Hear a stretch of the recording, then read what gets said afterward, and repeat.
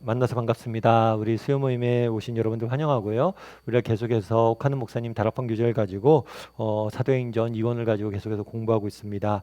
오늘은 39가죠. 그래서 철학의 도시에 회개를 선포하다라는 제목을 가지고 사도행전 17장 16절부터 34절까지 말씀을 함께 살펴봤으면 좋겠습니다. 여러분들 교재 피시고요. 교재를 가지고 함께 적어가면서 좀 공부했으면 좋겠습니다. 자, 마음의 문을 열면 함께 읽어볼까요? 같이 읽도록 하겠습니다. 헤레아에서 일어난 소동을 피하여 바울은 계획에 없었던 아덴을 잠깐 방문하게 되었다. 그곳에서 며칠 동안 쉬면서 디모데와 실라가 도착하기를 기다리기로 한 것이다. 그런데 바울은 아덴 시가를 구경하다가 우상이 너무 많은 것에 충격을 받아 노상에서 토론을 벌이게 된다. 이 시간 우리는 당시 내노라 하던 철학자들을 상대로 담대하게 종교를 논하고 복음을 전하는 바울의 모습을 만나게 된다. 이런 그의 모습이 우리에게 주는 메시지가 무엇일까? 기대감을 가지고 성령의 가르침에 귀 기울이도록 하자. 예, 오늘은 뭘 배우게 됐냐면 지난 시간에 우리가 뭘 배웠냐면 데살로니가와 베레아에서 바울이 어떻게 전도했는지에 대해서 배우게 됐어요. 그러니까 이 두 도시가 굉장히 서로 뭐 한다고 그랬죠? 대조가 됐죠. 베레아 사람들은 마음이 너그러워서 복음을 잘 받아들였는데 데살로니가 사람들은 특별히 유대인들은 바울을 대적하고 바울을 내쫓고 바울을 핍박하려고 소동을 일으키고 그랬죠. 그리고 베레아에서 열심히 전도하고 있는데 데살로니가에 있던 유대인들이 어디까지 쫓아왔어요? 베레아까지 쫓아와서 방해를 했죠. 그래서 바울은 이 베레아를 떠나서 어디로 갔냐면 아덴으로 갔습니다. 아덴 성경에 아덴이라고 되어 있는데요. 이곳은 지금의 표현대로 하면 아테네예요. 아테네는 사실은 그리스 시대에 그리스의 중심 도시였습니다. 그런데 그리스가 로마에게 패망한 다음에 로마가 이 지역에 패권을 잡은 다음에도 여전히 아테네는 로마에서 중요한 도시로 여겨졌어요. 그래서 철학과 문화의 중심지. 그래서 많은 문학과 예술과 문화가 발달한 건축술이 발달한 그러한 도시로 알려져 있습니다. 그러면 바울이 이곳에 가서 복음을 전하게 돼요. 그 내용을 오늘은 우리가 배우게 됩니다. 아마 여러분들이 나중에 배워서 알겠지만 이 아테네라는 도시는 굉장히 현대사회랑 비슷한 것 같아요. 굉장히 문학과 예술이 발달돼 있고 뭔가 의미 있는 걸 찾으려고 그러고 현대인들과 비슷한 구석이 있습니다. 그래서 아테네에서 어떻게 바울이 전도했는지는 이 땅에서 특별히 현대인들 사이에서 우리가 살잖아요. 현대사회 속에서 우리가 어떻게 살아야 될지에 대해서 중요한 교훈을 주는 것 같습니다. 이 부분에 대해서 오늘 여러분과 함께 이야기를 좀 나눠봤으면 좋겠습니다. 우리 1번 문제 같이 한번 읽어볼까요? 같이 읽도록 하겠습니다. 아덴은 헬라 문화를 꽃피게 했던 그리스의 수도 아테네를 말한다. 바울 당시에는 과거에 비해 그 영화가 시들기는 했지만 정치와 철학의 중심지로 헬라 문화를 대표하는 상징적인 존재로서 그 긍지를 잃지 않고 있었다. 바울은 시가지를 돌아보다가 우상이 가득한 것을 보고 분을 이기지 못했다. 그 이유가 무엇이라고 생각하는가? 당신도 여행을 하면서 비슷한 경험을 한 적이 있다면 말해보라. 예, 16절에 이렇게 되어 있어요. 바울이 아덴에서 그들을 기다리다가 이 그들은 누구냐면 실라와 디모데예요. 그러니까 바울은 실라와 디모데와 함께 전도여행을 떠났는데 베레아에서 아덴으로 갈 때는 미리 혼자 빠져나온 것 같아요. 아무래도 바울이 이 복음 전도 일행의 중심이었고 중심 지도자였고 또 아무래도 그러다 보니까 데살로니가 유대인들이 바울을 집요하게 쫓았던 것 같아요. 그래서 급하게 바울을 먼저 피신을 시킨 것 같습니다. 그래서 아덴에서 바울이 머물고 있었는데 기다리고 있는데 그 성이 뭐라고요? 우상이 가득 찼다. 이 가득 찼다는 덮여 있다라는 의미예요. 우상들이 가득 덮여 있다라고 되어져 있죠. 그래서 이게 조금 굉장히 지나친 표현이 아니냐 이렇게 표현할 수도 있는데 그렇지가 않아요. 여러 가지 기록들을 보면 어떤 사람은 어떤 시인은 그렇게까지 썼다고 그러더라고요. 아테네에 있는 신이 아테네에 있는 시민보다 많다. 여러분 그리스 로마 신화 읽어보셨죠? 그거는 그리스 로마 신화에 보면 신이 여러 명 등장합니다. 그러니까 기본적으로 아테네는 어떤 도시냐면 다신론이에요. 신이 여러 개 있다는 거예요.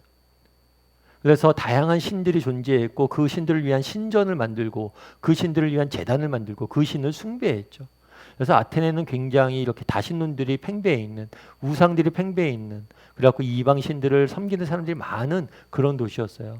아마 지금으로 표현하면 어떨까요? 뭐 일본 정도 될까요? 일본 같은 경우에는 집집마다 신주가 있어요. 집집마다 신주라는 게 이게 신을 모시고 있는 재단이거든요. 단지거든요. 그러니까 집집마다 신들이 있는 거예요. 그런 것처럼 정말 아테네에는 그렇게 다양한 신들이 존재했고 우상들이 가득했던 거예요. 그걸 보고 어떻게 했다고 그랬어요? 마음이 격분했다. 분노했다는 거예요. 분노. 그래서 이 분노라는 단어는 그냥 우리가 알고 있는 그냥 단순히 화를 내는 게 아니라 조금 다르게 표현하면 거룩한 분노겠죠. 정말 이들이 우상 속에 있는 것들을 보고 어떤 마음이 든가요? 안타까운 마음도 들고, 그 다음에 안타까운 마음이 들 뿐만 아니라 이 우상들이 정말 그렇잖아요. 우상들에 매여 있는 그 사람들 보고 마음에 정말 안타까움과 더불어 분노를 느끼고 이렇게 했던 것 같아요. 그래서 아덴에서 이렇게 우상 숭배가 많은 모습들을 보고 이런 것들을 느꼈다라고, 분노했다라고 성경은 말하고 있습니다. 그래서 오늘 질문해 보면 당신은 어떤가? 당신은 이런 경험은 한 적이 있는가? 여러분들은 어떠세요? 우리가 가끔 여행 가다 보면 이렇게 하나님을 모르고 정말 세상 신과 세상 문화와 우상에 빠져 있는 그런 사람들을 보죠. 그런 도시들이나 그런 여행지를 보게 됩니다. 그랬을 때 여러분들은 어떤 심정이 들었어요? 한번 다락방 식구들끼리 한번 나눠봤으면 좋겠어요. 그런 곳을 가본 경험이 있는지, 그럴 때 어떤 마음이 들었는지. 저는 예전에 청년부 때 필리핀으로 선교 여행을 간 적이 있어요. 필리핀으로 선교를 갔는데 필리핀에 이제 비행기 타고 이제 마닐라에 먼저 도착했죠. 근데 마닐라는 그냥 당일날 하루와 오는 날, 오기 전날 하루, 이틀, 한 3일 정도나 있고 나머지는 전부 다 민도르라는 섬에 가서 있었어요. 그 당시에 이제 섬이 많잖아요. 필리핀은 섬 도시라서. 그래서 민도르라는 섬에 갔었는데 그 섬에 이제 선교하러 갔어요. 선교하러 갔는데 처음에 갈 때 선교사님 그러더라고요. 이 섬엔 식인종이 있다고. 그러니까 조심해야 된다고. 그래서 저희도 겁이 났죠. 식인종이 있다고 그러니까. 그래서 되도록이면 조심하고 조용히 다녔습니다. 그런데 저희가 다니다 보니까 제가 궁금한 게 있었어요. 식인종이 있다고 그러는데 거기서 이제 원주민들 좀 봤거든요. 근데 필리핀 사람들이 좀 작아요. 작고 되게 순하게 생겼더라고요. 그래갖고 저 사람들이 사람을 잡아먹어? 그럴 리가 없는데 이런 생각이 좀 들었어요. 그런데 나중에 선교사님한테 물어보니까 선교사님이 저희들한테 겁주려고, 그러니까 선교 팀들이 오잖아요. 그러니까 여러 명이 있으니까 중간 혹시라도 낙오되거나 그럴까봐 잘 쫓아다니라고 일부러 거짓말을 했다고 그러더라고요. 식인종 있으니까 조심하라고. 거짓말을 좀 심하게 하시죠. 그런데 아무튼 그렇게 해서 이제 저희가 그 지역에 있는 원주민 마을에 갔어요. 원주민 마을에 가서 저희가 가져다 준 뭐 옷도 갖다 주고 이렇게 뭐라고 그럴까, 이렇게 옷도 갖다 주고 그 사람들과 좀 이야기도 나누고 복음도 전하고 그랬죠. 근데 제가 그 원주민과 마을 가서 처음에 느꼈던 거는 아무튼 거기가 되게 낙후돼 있어요. 굉장히 환경이 너무 안 좋습니다. 그런데도 불구하고 그 낙후돼 있는 환경을 보는데 그 사람들 중에서 그러더라고요. 막 어린애예요. 10살 좀 넘은 애들. 그런데 그 애들이 아기를 얻고 있어요. 그래갖고 동생인 줄 알았는데 동생이 아니라 자기 애라는 거예요. 그러니까 거기서는 원주민들 막 살다 보니까 10살만 좀 넘으면 결혼해서 애 낳고 애도 못 키우고 애도 죽고 뭐 애들도 뭐 너무 열악하니까 죽는 아이들도 많고 너무 불쌍하더라고 사실. 불쌍한데 문명의 기회도 없고 그 다음에 또 뭐예요? 그런데 이방 이상한 미신들 섬기고 있고 마을마다 그런 걸 보면서 제가 너무 가슴이 아팠어요. 그래서 야, 참 불쌍하다는 생각이 들었어요. 그리고 저 사람들이 진짜 복음을 알아야 되는데 다 떠나서 저렇게 미신을 섬기고 우상을 섬기고 저런 게 너무 가슴이 아프더라고요. 여러분들은 어떻습니까? 이런 경험들이 있으세요? 이렇게 선교지나 이런 데 가서 정말 하나님을 모르고 예수님을 모르고 그래서 그 사람들을 통해서 보면서 어떤 생각이 들었는지 이 바울처럼 분노했던 경험이 있는지 좀 나눠봤으면 좋겠어요. 그런데 이건 선교지만의 문제는 아니에요. 요즘 여러분들 가끔 듣는 얘기 중에서 좀 어려운 얘기일 수도 있는데요. 미셔널 처치라는 게 있어요. 미셔널 처치. 그러니까 처치는 교회죠. 교회인데 미셔널, 선교적 교회라는 이야기들이 있어요. 그래서 교회는 선교적이어야 된다 해서 미셔널 처치예요. 근데 이 미셔널 처치라는 이야기가 나온 게 그런 의미가 좀 있어요. 뭐냐면 예전에는 미국에서 나온 개념인데 미국 사람들이 해외 선교를 갔잖아요. 그래서 정말 우리가 젊은이들이 해외 선교를 간 거예요. 그러니까 우리나라에 온 언더우드나 아펜젤러 이런 사람들 다 그런 사람들이죠. 전 세계를 복음화시키기 위해서 많은 선교사들이 해외로 나갔습니다. 그런데 어느 날 고국에 이 사람들이 돌아왔어요. 고국에 돌아와 보니까 자기는 그런 생각을 했죠. 미국은 하나님의 나라고, 그러니까 미국은 그거잖아요. 대통령이 취임할 때 성경에 대고 서약을 해요. 그러니까 미국은 하나님의 나라고 나머지 국가들은 하나님을 모르니까 그곳에 가서 복음을 전해야 된다. 그렇게 했는데 막상 고국에 돌아와 보니까 미국 젊은이들이 교회를 떠난 거예요. 미국 사람들이 하나님을 믿지 않는 거예요. 그래서 그 사람들이 만든 개념이 뭐냐면 선교지가 외국이 아니라 바로 이 땅, 미국이 선교지구나. 그래서 우리가 교회가 서 있는 그곳에서 선교를 해야겠다. 이런 이야기를 해서 미셔널 처치라는 걸 만들었어요. 마찬가지죠. 그러니까 사실은 오늘 문제에 보면 해외에 나가서 이런 것들이 경험한 적이 있느냐? 라고만 묻고 있죠. 하지만 해외뿐만 아니라 우리나라의 문제일 수도 있어요. 정말 우리나라에서 복음을 믿지 않고 헤매고 정말 어둠 속에 있는 사람들 보면서 여러분들의 안타까움이 있는지, 정말 바울 같은 그런 분노들이 있는지, 아덴 도시에서 바울이 느꼈던 분노를 오늘날 우리가 살고 있는 이 땅에서 느낀 적이 있는지, 정말 그런 안타까움들을, 복음을 모르는 사람들로 인해서 안타까움을 맛본 적이 있는지 한번 이야기를 좀 나눠보고 조금 이야기를 좀 나눠봤으면 좋겠습니다. 여기서 지리적으로 좀 검토해보는 것도 좋겠죠. 넘어가기 전에 처음에 있잖아요. 드로아에서 어디로 갔어요? 빌립보로 갔죠. 빌립보로 갔다가 지난 시간에 데살로니가와 베라에서 어떻게 복음을 전했는지 들었어요. 근데 여기서 도망을 쳐서 피신을 내서 어디까지 온 거냐면 아덴까지. 아덴이 여기쯤 있어요. 그래서 아테네까지 내려온 거예요.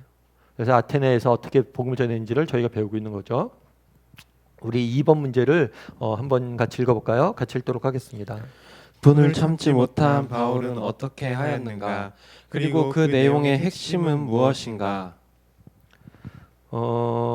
분노를 느낀 바울이 분노했다고 16절에 끝났잖아요. 그럼 17절과 18절에서는 어떻게 말하고 있는지 한번 보죠.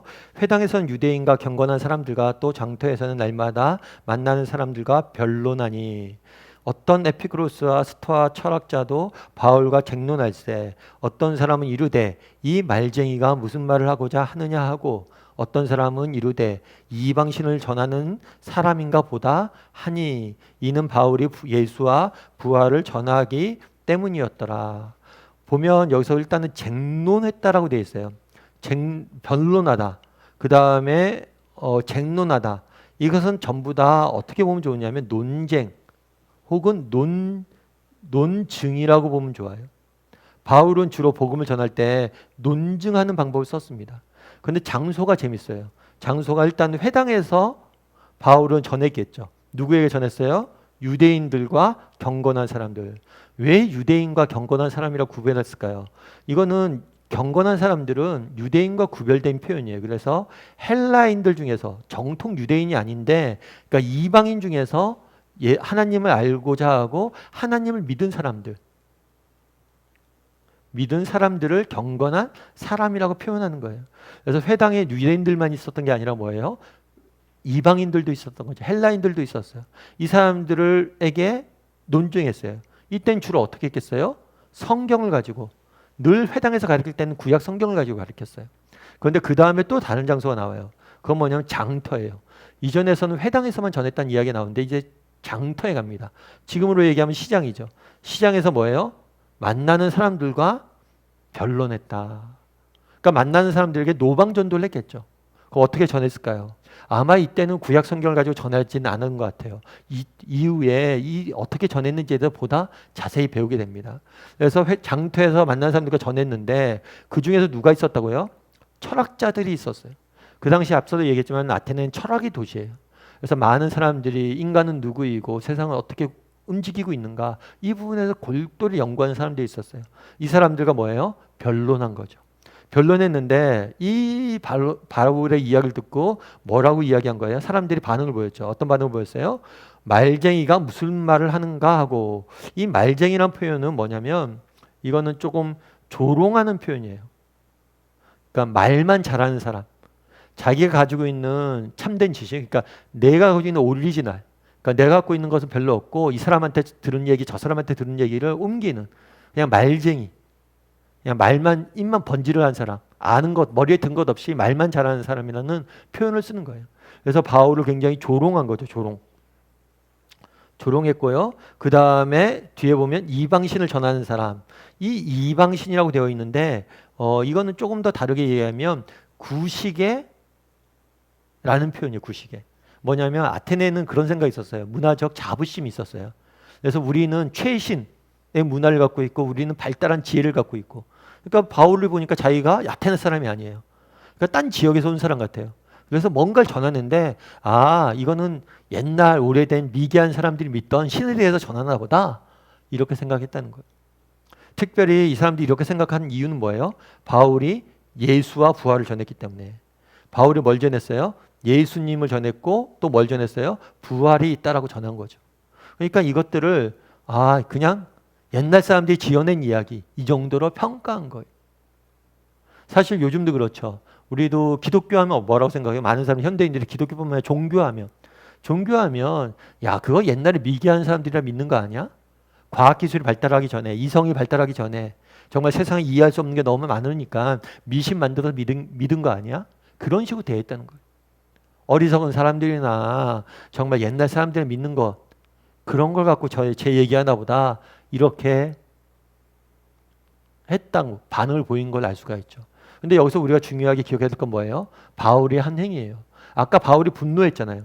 근데 제가 이 분노가 뭐라고 했어요? 거룩한 분노다 라고 이야기를 했어요.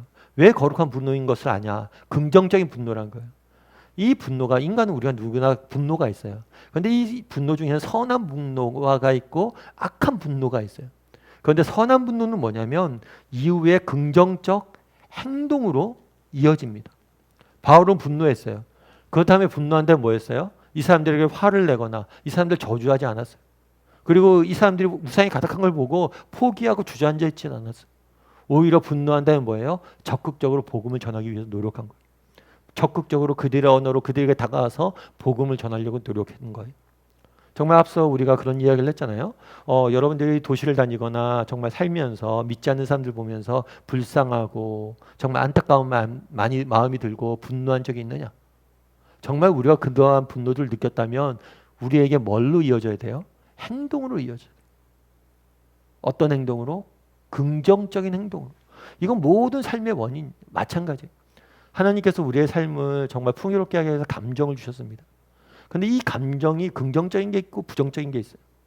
그건 어떻게 할 수 있어요? 이후의 행동을 보면 알 수 있어요. 바울은 긍정적으로 뭘 한 거예요? 적극적으로 복음을 전한 거죠. 그러면 3번 문제를 한번 같이 읽어볼까요? 같이 읽도록 하겠습니다. 바울은 우선 유대인들을 중심으로 변론을 시작했다. 그런 다음 아덴의 철학자들과 쟁론하게 된다. 아래는 바울과 쟁론을 펼쳤던 철학자들에 대한 설명이다. 바울의 이야기를 듣고 이들이 비상한 관심을 보였던 내용은 무엇인가? 아까 얘기했잖아요. 회당에서 유대인들을 전했어요. 그런데 이 부분에 대해서는 어떤 내용을 전했는지 자세히 알려주지 않아요. 근데 저자에서 길거리에 장터에서 사람들에게 노방전도를 했죠. 이때도 어떤 얘기를 했는지 자세히 나오지 않아요. 그런데 그 다음에 누구냐면 철학자인 에피쿠루스와 그 다음 스토아 철학자를 만나게 돼요. 그리고 이들과 함께 뭘 한 거예요? 복음을 전해요. 논증을 내요. 이 내용에 대해서 보다 자세히 설명하고 있습니다. 그럼 어떻게 이 사람들한테 복음을 전했는지에 대해서 좀 살펴보죠. 18절하고 20절은 이렇게 되어 있는 거예요. 어떤 에피쿠로스와 스토아 철학자들도 바울과 쟁론할 때 어떤 사람이 이르되 이 말쟁이가 무엇을 하고자 하느냐 하고 어떤 사람이 이르되 이방신들을 전하는 사람인가 하고 보다 하고 하니 이는 바울이 예수와 부활을 전했기 때문이라. 여기까지 살펴봤죠. 그리고 19절에 뭐라냐면 그를 붙들어 어디로 갔다고요? 아레아바고. 이 아레아바고라는 것은 원래 지역 이름이에요. 지역 이름인데 이 지역에 법정이 있었어요. 그래서 이 법정이 굉장히 유명한 법정이 있었기 때문에 원래는 지역 이름인데 나중에 뭐가 된 거예요? 법정을 지칭하는 이름으로 된 거예요. 그래서 아레오바고 하면 법정 이름이에요. 법정. 그런데 재미있는 건 아레오바고로 데려갔는데 여기서 뭐 재판을 받았다기보다는 이 아레오바고는 법정이기도 한데 똑똑한 철학자들이나 어떤 지식인들이 모여서 함께 그들이 가진 지식을 나누고 논쟁을 했던 그런 장소였던 것 같아요. 그래서 아레오바고로 데려가서 말하기를 내가 말하는 이 새로운 가르침이 무엇인지 우리도 알 수 있겠느냐. 내가 어떤 이상한 것을 우리 귀에 들려주니 그 무슨 뜻인지 알고자 하노라 하니. 그래서 이 아레오바고에 가서 뭘 했냐면 이 사람들이 뭘 한 거예요? 보다 자세한 내용을 듣고자 한 거죠. 그래서 아무래도 장터에서 만났던 것 같아요. 장터에 철학자를 만난다 보니까 철학자가 장터에서 바울이 전도하는 모습들을 보고 부활에 대해서 증거하는 모습들을 보고 한번 들어봐야겠다 하고 그를 어디로 데려간 거예요? 아레오바고로 데려간 거예요. 그래서 그들에게 복음을 전한 거죠.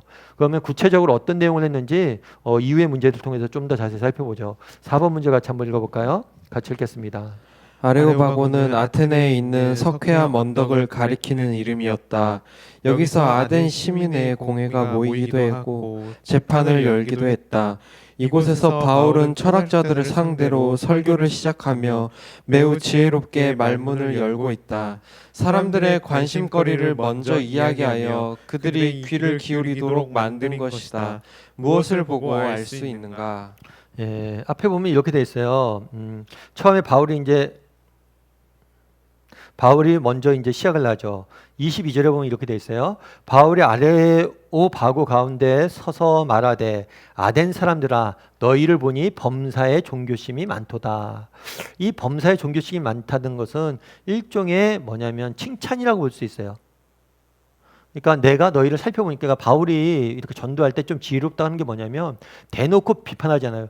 야, 이 우상을 섬기는 자라 우상을 버려야 된다. 거짓 신들을 버려야 된다 이 이야기하잖아요.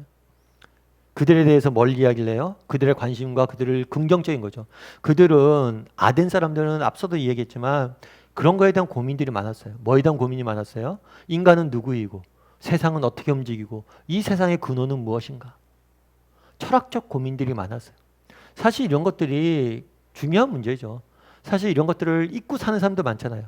정말 인간이 왜 생겼으며 무엇을 위해 살아가야 되며 어디로 가야 되는지에 대해서 전혀 고민 없이 사는 사람들이 많잖아요.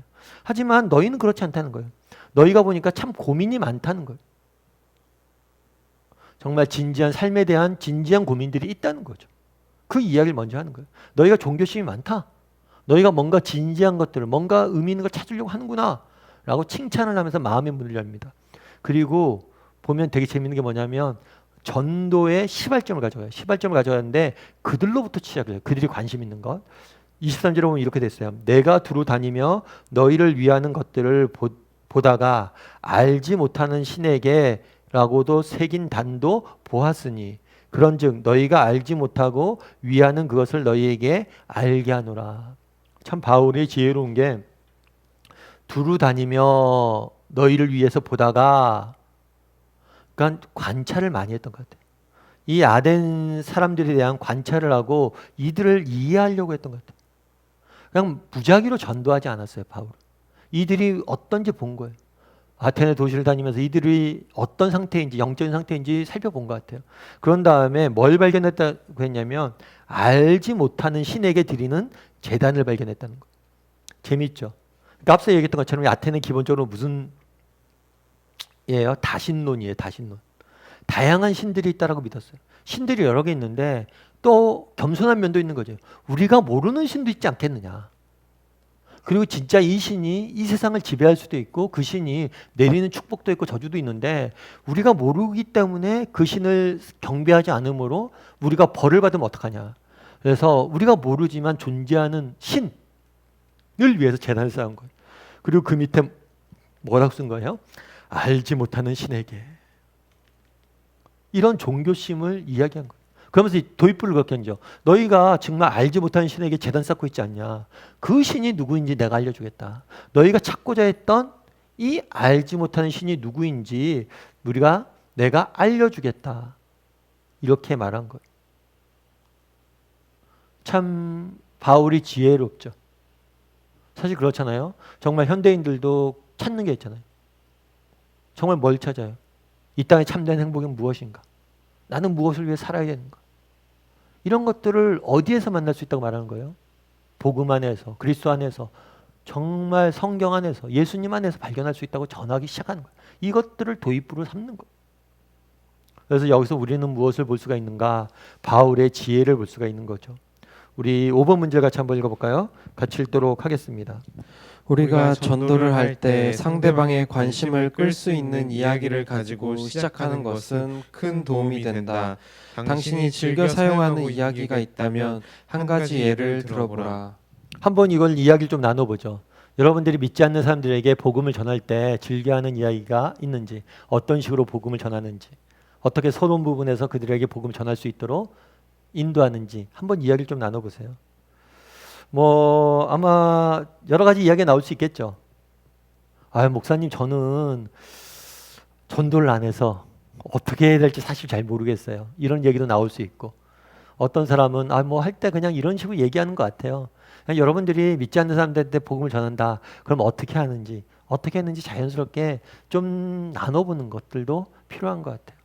그런데 우리가 오늘 본문에서 바울에게서 배울 수 있는 건 뭐예요? 그 바울의 먼저 마음이에요, 마음. 우리 본문에는 분노했다라고 표현되어 있는데 바울은 그들을 뭘 하려는 마음이 있었어요? 불쌍히 여기는 마음이 있었어요. 사실 우리에게 이런 마음이 있어야 돼요. 이런 마음이 없으면 보이지가 않아요. 이런 마음이 있으니까 바울은 뭐예요? 그들에게 어떻게 전해야 되는지 보인 거예요. 그 다음에 뿐만 아니라 바울은 이런 마음이 있을 뿐만 아니라 실제적인 노력을 했어요. 뭘 했어요? 관찰을 했어요. 성을 두루 다니면서 봤어요. 이 사람들이 정말 인생에 정말 필요한 것이 무엇인지, 인생에 정말 갈망, 이 사람들이 갖고 있는 갈증은 무엇인지 이렇게 본 거죠.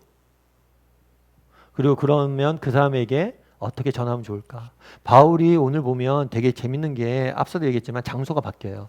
회당과 그 다음에 시장과 그 다음에 아레오바고. 회당에서는 구약 성경으로 하죠. 유대인들이니까. 아마 시장에서는 길거리에서 전해야 되기 때문에 단편적으로 짧게 부활에 대해서 전했던 것 같아요. 그리고 세 번째로는 뭘 한 거예요? 여기서는 논증을 하죠. 어떻게 해요? 그들이 알고 있는 철학적인 지식을 바탕으로 그 사람들에 대해서 각 사람에게 맞는 것들을 찾으려는 마음이 있었고, 그 사람들에게 맞는 욕구들에 따라서 뭘 한 거예요? 접근을 한 거예요. 유대인들은 구약 성경에서 말하는 메시아가 누군지에 대해서 알고 싶은 고민들이 있었던 거예요. 그거에 대해서 고민하고 것을 알았기 때문에 그 부분으로 접근을 한 거죠. 그리고 헬라 사람들은 뭘 알고 싶었던 거예요? 정말 알지도 못하는 그 신에 대해서 고민이 있었어요. 그래서 그 사람에게 대해 접근한 거죠. 그래서 바울에게 배울 수 있는 건 뭐냐면 마음이고, 그리고 노력이에요. 노력. 구체적으로 관찰하고 그들을 이해하려는 노력이 필요합니다. 뿐만 아니라 이렇게 했으면 담대히 전해야죠. 나중에도 이렇게 배우게 되겠지만 바울이 이렇게 복음을 전했는데 몇 명 믿지 않아요. 우리가 복음을 전할 때 그런 게 있어요. 어떤 거를 이런 얘기를 하면 좋겠다라고 생각하는데 못해요. 왜 못할까요? 거부할까 봐, 받아들이지 않을까 봐. 그런데 그건 우리의 소관이 아니에요. 그러다 보니까 자꾸만 말 못하는 거거든요. 근데 우리가 완벽한 이야기를 할 필요는 없습니다. 물론 바울은 똑똑하고 지혜 있어서 정말 우리가 듣기에도 야 대단하다 이런 것들도 접근을 하네 이렇게 들 수가 있는데 꼭 그렇게 완벽할 필요도 없어요. 우리가 어떤 식으로든지 이야기를 꺼내고 이야기를 하다 보면 복음을 전할 수 있는 기회들이 있는 거예요. 그래서 여러분들이 복음을 전하려고 했을 때 어떤 식으로 복음을 전하려고 노력하는지 한번 이야기를 좀 나눠봤으면 좋겠어요. 사실 저도 이런 쪽에 고민이 조금 있습니다. 그래서 지난번에 제가 쓴 책이 믿으라고 머리라는 책이잖아요. 그러니까 사실은 우리가 이때까지 복음을 전할 때 어떻게 복음을 전했냐면 우리가 알고 있는 예수 그리스도에 대해서 복음에 대해서 핵심에 대해서 쫙 전했어요. 그런데 그 사람들은 성경도 모르고 예수님에 대해서 모르잖아요. 그러니까 그들의 언어로 좀 복음을 전할 필요가 있다라고 생각을 해서 그 책을 쓴 거예요. 그래서 그 책에 보면 성경 이야기로 시작하지 않아요. 그들이 알고 있는 이야기들을 가지고 어떻게 하면 복음을 전할 수 있을까에 대해서 좀 고민을 하고 썼어요. 아마 그래서 이번 여름에 우리가 수요 모임 때 그것들 가지고 기독교에 답답하다라고 좀 다루었어요. 여러분들 또 들어보신 분들도 있지만 혹시나 못 들은 분이 있으면 한번 들어보세요. 들어도 보고 그런 것들 참조해서 여러분들만의 독특하게 전할 수 있는 복음의 전도 방법들을 좀 찾으면 좋겠다라는 생각이 있어요. 근데 중요한 건 뭐예요? 그들을 바라는 마음이 있어야 돼요. 불쌍히 여기는 마음. 그리고 노력이 있어야 돼요. 구체적 관련 노력들이 있어야 돼요. 그래서 복음을 좀 전할 필요가 있어요. 저도 이제 계속해서 노력하고 있어요. 그래서 지난번에 쓴 책을 좀 더 업그레이드해서 조금 쓰려고 지금 준비 중에 있습니다. 근데 아무튼 여러분들이 좀 찾아보세요. 근데 제가 느끼기엔 그런 게 조금 있어요. 과거에는 우리가 보통은 어떻게 했냐면 전도할 때 뭘 전했냐면 예수천당 불신지옥 이런 얘기를 많이 했죠. 다르게 표현하면 과거에는 죽음에 대해서 많이 이야기를 했어요. 왜냐하면 과거에는 죽음이 우리 가까이 있었어요. 저도 어렸을 때 보면 제 친구 중에서 죽는 친구가 있었고 죽음을 자주 경험했어요. 그러니까 죽음에 대한 고민들이 많아요. 근데 지금은 살면서 죽음을 잘 경험하지 못해요. 그러다 보니까 죽음에 대한 얘기, 죽음 이후에 전도 폭발도 그런 거거든요. 예전에는 당신이 오늘 죽는다면 천국에 갈 수 있겠습니까? 이걸 제일 질문이 그거예요. 그런데 요즘은 죽음에 대해서 고민을 안 하다 보니까 이 질문이 잘 안 되는 거예요. 그래서 어떤 식으로 요즘 바뀌고 있냐면 삶의 문제로, 다르게 표현하면 죽음의 그림자의 문제로 좀 접근을 하는 거예요. 그래서 당신은 삶 가운데 참된 행복과 만족을 누리고 있는가? 라는 부분. 근데 우리가 삶 가운데 참된 기쁨과 만족을 못 느껴요. 우리의 삶에는 뭐가 늘 드리워져 있어요? 소멸에 대한 두려움이 있어요.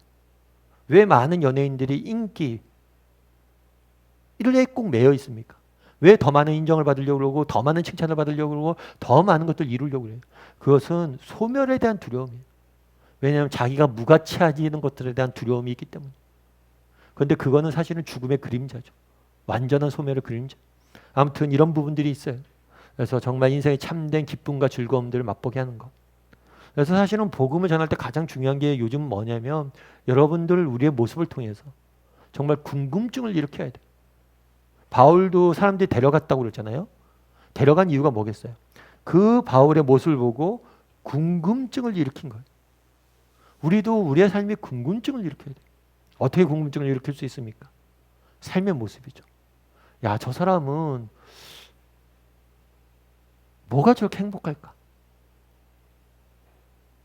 저 사람 내가 보기에 그렇게 나보다 나은 형편도 아닌 것 같은데 뭐 저렇게 즐겁지? 저 사람 뭔가 있는 것 같다. 이런 궁금증을 일으켜요. 그래서 우리의 삶의 증거가 된다면, 그런 궁금증을 일으킬 수 있는 삶이라면 우리는 정말 그들에게 정말 복음을 전할 수 있는 도구가 될 수 있는 거죠. 뭐 어디 얘기하다 보니까 너무 많은 얘기를 했네요. 아무튼 좀 이런 이야기를 좀 나눠보십시오. 우리 6번 문제를 한번 같이 읽어볼까요? 같이 읽도록 하겠습니다. 바울이 전하는 하나님은 어떤 분이신가? 그리고 바울의 이야기 중 당신이 일상생활하면서 가장 많이 그리고 확실하게 체험한 하나님은 어떤 하나님이신가? 바울이 그 다음에 야 너희가 알지 못하는 신에게 제사하잖아. 그 알지 못하는 신이 누군지 내가 알려줄게 하고 이야기를 하는 거예요. 그분은 누구냐면 우주와 그 가운데 있는 만물을 지으신 하나님, 우주와 만물을 지으셨다. 첫 번째로 전한 하나님 어떤 하나님이냐? 창조주 하나님이에요. 창조주 하나님. 이 세상 모든 만물을 지으신 분이란 거예요. 그래서 그 하나님께서 천지의 주제이시다. 모든 것들을 지으시고 모든 것을 다스리는 분이란 거예요. 손으로 지으신 전에 계시지 아니하고 또 무엇이 부족한 것처럼 사람의 손으로 섬김을 받는 것이 아니니 이는 만민에게 생명과 호흡과 만물을 친히 주시는 이심이라. 첫 번째는 창조주 하나님이고 두 번째는 뭐냐면 주관자 되신 하나님이에요. 뭐냐면 이 세상을 창조하셨을 뿐만 아니라 이 창조하신 세상에 뭘 주시는?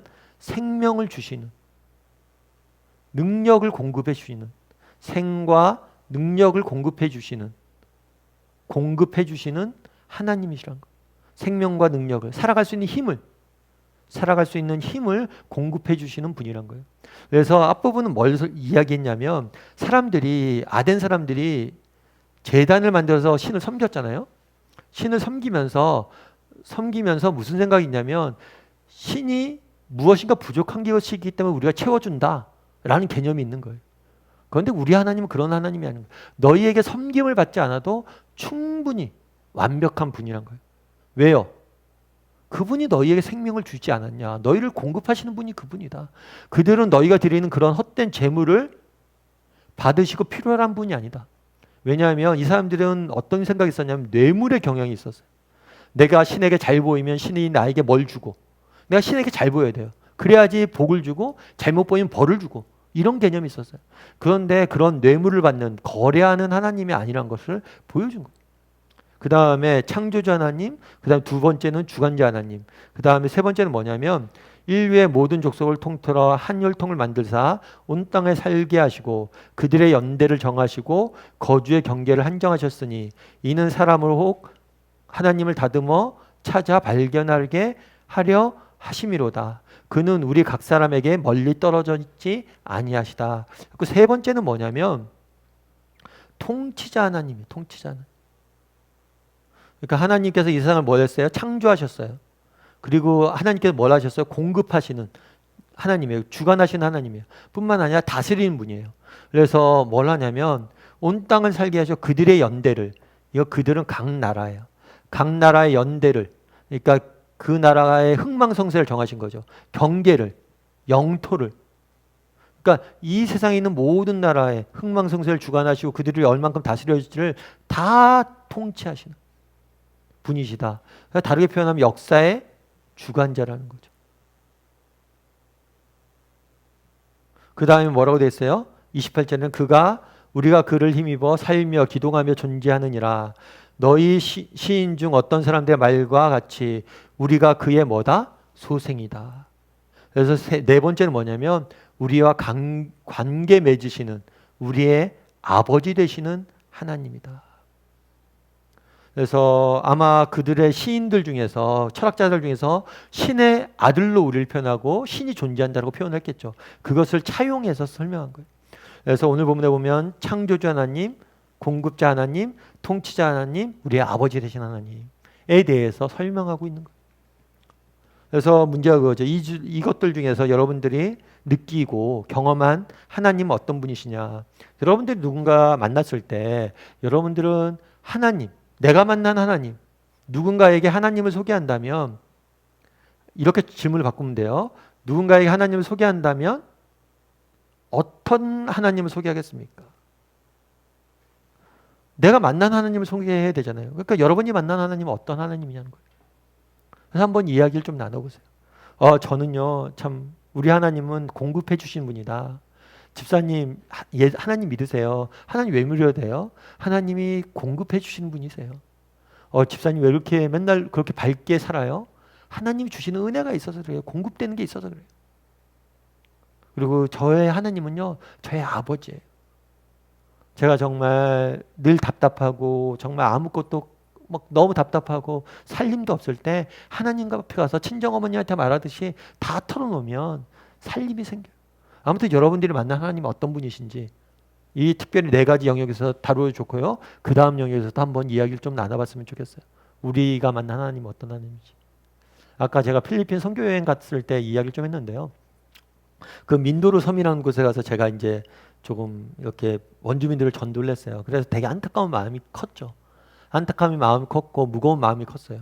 그러다 이제 민도르 섬에서의 이제 선교 사역을 마치고 이제 한국 돌아오기 위해서 마닐라로 갔어요. 마닐라로 가서는 그때는 어딜 갔냐면 마닐라로 가서 이제 그 다음 날 출국인데 그 전날 어딜 갔냐면 소년원을 갔어요. 소년원을 가서 소년원에 이제 갇혀 있는 친구들이랑 같이 예배 드리는 시간이 있었거든요. 그런데 그 예배 드리는 장소에 갔었어요. 근데 제가 그 예배 드리는 장소에 가서서 참 은혜 많이 받았어요. 그 예배 드리는 장소에 가서 이제 아무래도 거기는 영어도 써요. 따갈로그라고 그래서 그쪽 원주민 말들, 필리핀 말도 쓰지만 영어도 많이 써요. 그래서 영어로 복음도 전하고 영어로 예배도 드리고 하는데 함께 이렇게 예배 시간에 찬양하는 시간이 있었어요. 찬양하는 시간이 있었는데 그때 뭐 찬양이냐면 여러분 혹시 그 찬양 아세요? 거룩하신 하나님 주께 감사드리세. 이 곡이 원래 영어 곡이에요. 그런데 저희가 예배 드리는데 그 곡을 거기서 부르더라고요. Give thanks to the Holy One. 그 사람들은 영어로 부르고 우리는 한국어로 그 찬양을 같이 불렀어요.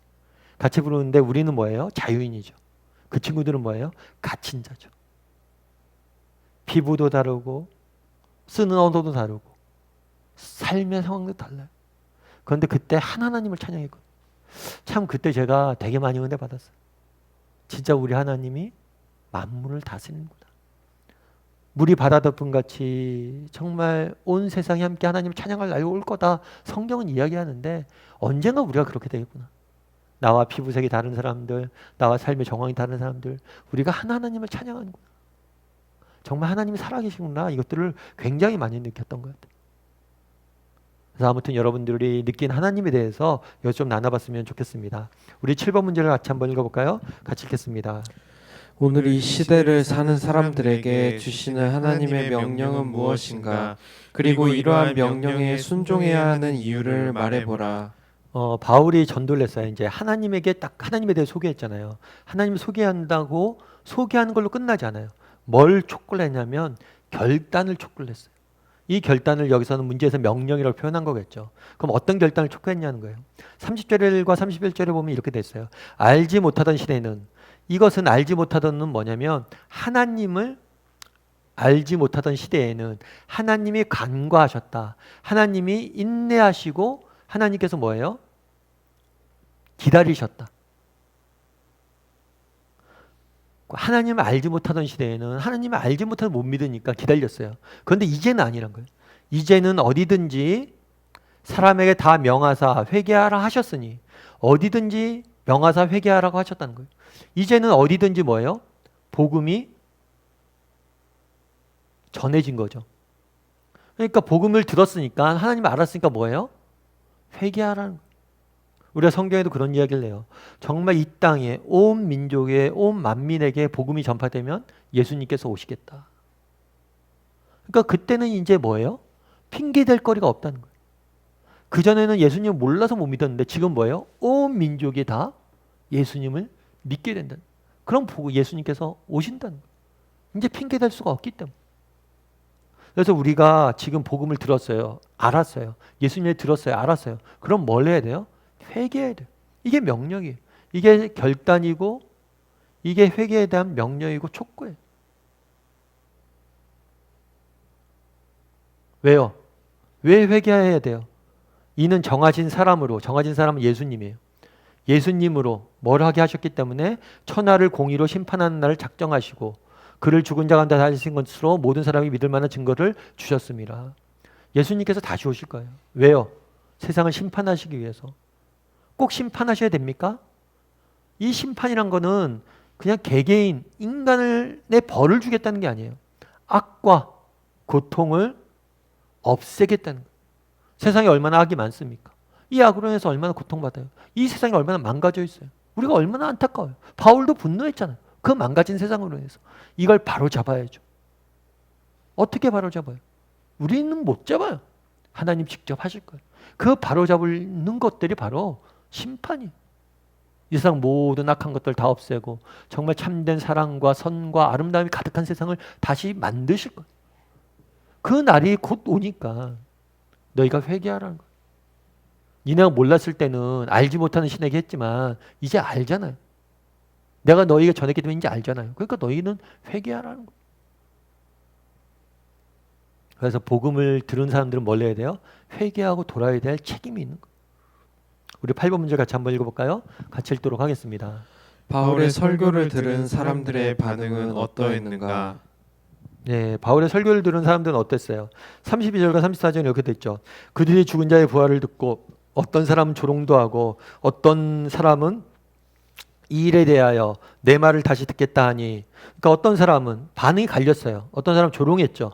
야, 말도 안 되는 소리 하고 있다 저 인간들. 그렇게 하고 외면했어요. 그리고 어떤 사람은 어떻게 했어요? 다시 듣겠다. 관심을 보인 거죠. 더 듣길 청했어요. 그리고 듣겠다 하니 이에 바울이 그들 가운데서 떠나매 몇 사람이 가까이 하여 믿으니, 다시 듣게 해서 듣길 원했던 관심 있는 사람도 있었고 그 중에서 뭐예요? 믿은 사람도 있어요. 그 중에는 아레오바고 관리, 이 아레오바고를 관리하는 사람이었던 디오누시오와 디마리아라는 여자와 또 다른 몇 사람들도 있었느니라. 그 중에서 몇 사람이 뭐예요? 믿었다라고 이야기해요. 조롱하는 사람들이 있었고 관심을 보이는 사람들이 있었고 그리고 몇 사람이 믿었다고 그래요. 여러분들은 어떠세요? 이 표현을 보면서 어떤 생각이 드세요? 오늘 본문에는 뭐라고 되어 있어요? 몇 사람만 믿었다라고 되어 있죠.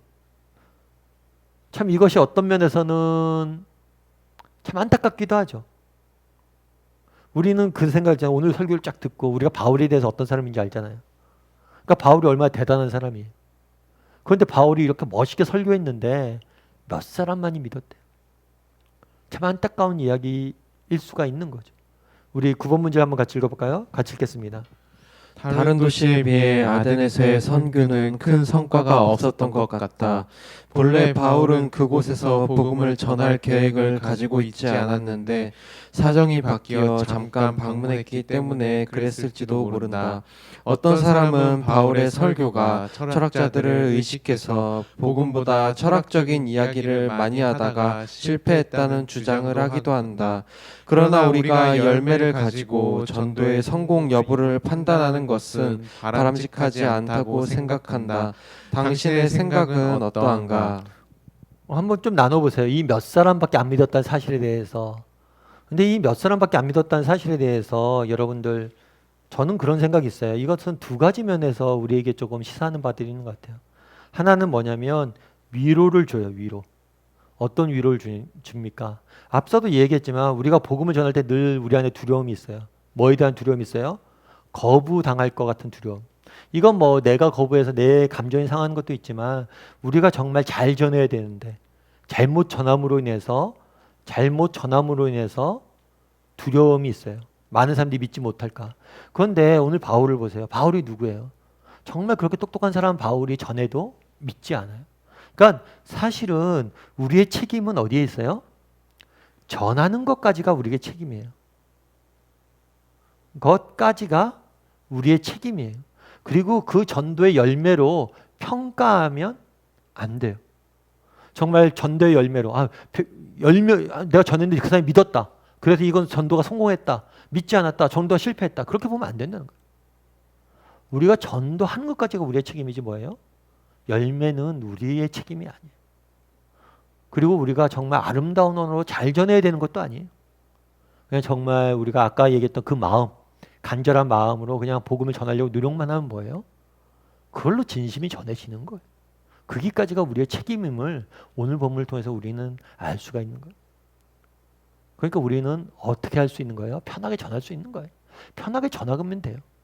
안 믿어도 되고요. 잘 설득 못해도 돼요. 인간의 말로 되는 게 아니에요. 바울을 통해서 배우잖아요. 그리고 또 한 가지는 뭐냐면 소망이에요. 소망. 어떤 사람은 그럴 수 있어요. 몇 사람밖에 안 믿었으니까 실패한 거다. 아니요. 제가 뭐 요즘 계속 소아시아 교회에 대한 낸 편지를 보잖아요. 거기도 그런 거잖아요. 남아있는 사람들, 소수의 사람들, 적은 능력, 이 사람을 통해서 일하잖아요. 몇 사람? 이걸 통해서 일하는 게 또 하나님의 방식이에요. 몇 사람밖에 없었다고 실망할 이유가 없습니다. 단 한 사람이라도 그 사람을 통해서 하나님이 일하시는 거거든요. 좀 안타까운 얘기지만 하나님이 어떻게 보면 대개 다수를 통해서 일하신 적 거의 없어요. 오히려 정말 소수를 통해서 몇 사람을 통해서 그 작은 자가 천이 되고 그 약한 자가 강국이 되는 꿈이 있다. 그러니까 결국에 이 몇 사람만 있어도 되는 거예요. 그래서 소망을 보는 거예요. 내가 정말 한두 사람이라고 정말 내 평생에 예를 들어서 그런 거죠. 우리가 평생 전도를 합니다. 그래서 뭐 여러 사람을 만들면 좋죠. 그런데 한두 사람이라도 내가 정말 전도하고 바꿀 수만 있다면 그걸로 충분한 거예요. 최근에 제가 이제 우리 대학부 때, 저가 청년부 때 이렇게 만났던 우리 부회장 누나를 조금 이렇게 최근에 만난 일이 있었어요. 사실은 제가 늘 말씀드리지만 제가 대학부 때는 고등부 때는 교회를 열심히 다녔고 대학부 때는 교회를 초반에는 좀 다니다 거의 안 다녔어요. 1년에 한두 번. 그렇게 하다가 이제 청년부가 돼서 다시 회심을 하고 대학교 졸업반이 돼서 다시 회심을 하고 이제 교회에 나가기 시작했죠. 그때까지만 해도 제가 좀 날라리였어요. 날라리. 그래서 교회에 이제 잘 적응을 못하고 그랬었는데 그러니까 예수를 다시 믿기로 했어요. 그런데 옛사람이 구습이 있었던 거죠. 다시 교회 나가도 교회가 뭐 그렇게 지루하고 예배 드려도 지루하고 뭐 그래도 지루하고 막 그랬어요. 그런데 제가 이제 그래서 교회 생활을 이렇게 교회는 다시 나가기 시작했는데 교회 생활 잘 적응을 못했어요. 그래서 제가 알아요. 처음 교회 나오시는 분들 얼마나 교회 생활 지루한지. 그래서 특별히 저희가 교회가 있으면 교회 가는 길에 올라가다 보면 당구장이 있었거든요. 당구장이 유혹에 유혹을 이기지 못해서 맨날 당구 치다 교회 늦고 막 그랬어요. 근데 청년부에 다녔는데 제가 처음에 청년부에 등록을 했는데 부회장 누나가 예배가 시작하면 제가 왔는지 안 왔는지 확인을 해요. 확인을 한 다음에 제가 안 오면 저한테 그 당시에 삐삐를 보내요. 승원아 빨리 와라. 그러면 제가 당구 치다가 시간 맞춰서 가긴 가죠. 뭐 그도 그럴 것이 그 부회장 누나가 제가 새가족부는 따로 모아서 이제 소그룹을 했거든요. 소그룹 했는데 그 부회장 누나 한 명이랑 저랑 조원이 2명밖에 없어요. 그러니까 제가 안 가면 1대1로 해야 되는 거예요. 그 3명이 돼야지 그래도 소그룹이 할 만하잖아요. 그러니까 제가 빠지면 안 되겠죠. 그래서인지 몰라도 저를 굉장히 많이 이렇게 챙겨줬던 것 같아요. 그런데 사실은 제가 그때 되게 고마웠어요. 사실은 그때 누군가가 제가 교회를 다시 다니려고 했지만 그때 신앙의 기초도 없고 그러니까 누군가가 잘 잡아줘야 되는데 그때 저를 굉장히 잘 잡아줬던 것 같아요. 그래서 최근에 그 누나를 만날 일이 있어갖고 이런저런 얘기하다 제가 그 얘기를 해줬어요. 참 고맙다. 제가 여차여차해서 그때 누나 덕분에 이렇게 했고 지금 목사까지 돼서 이렇게 되는 것 같다. 그랬더니 그 누나가 그런 얘기를 하더라고요. 오히려 내가 고맙다고. 뭐냐면 그런 고민들이 있었대요. 자기가 청년 때 그렇게 청년부에 헌신을 하고 청년 때 그렇게 열심히 하나님 나라를 위해서 헌신을 했는데 도대체 내게 남은 게 뭘까? 그런 고민이 들 수가 있잖아요. 그런데 이 이야기를 듣고 하나님 주신 선물이라고 생각한다고. 내가 그때 영향력 미쳤던 사람들, 그 사람들에게 미쳤던 영향력들이 또 세상을 바꾸고 있지 않겠느냐. 그런 거 같아요. 몇 사람이라고 그러잖아요. 정말 여러분들 순장님들은 수선들과 다락방에서 우리가 하잖아요. 그래서 제가 아까 말씀드린 것처럼 3-4명 모이고 4-5명 모이고 어떨 때는 1대1로 할 때도 있잖아요. 소그룹도 다락방도 어떻게 하다 보면 그러면 이게 뭐 하는 건지 안 하는 건지 모를 수도 있어요. 하지만 그런 작은 모임도 의미 없지 않다는 거. 그걸 통해서 하나님은 일하시고 역사하신다. 이런 소망들이 우리에게 있는 거예요. 바울을 통해서 우리는 무엇을 배웁니까? 몇 사람밖에 안 됐다는 것을 무엇을 배웁니까? 한번 이야기를 좀 서로 나눠보세요. 그걸 통해서 우리는 위로도 받고 소망도 갖게 되는 거죠. 우리 삶의 열매를 거두면서 한번 볼까요? 우리도 그리스도를 증거하자. 예정에 없이 만난 사람이라도 노천 광장이라도 성령이 기회를 주시면 전하도록 하자. 한 주 동안 어떻게 전하고 싶은지 말해보자. 각자 조금 다락방별로 나눠보시면 좋을 것 같습니다.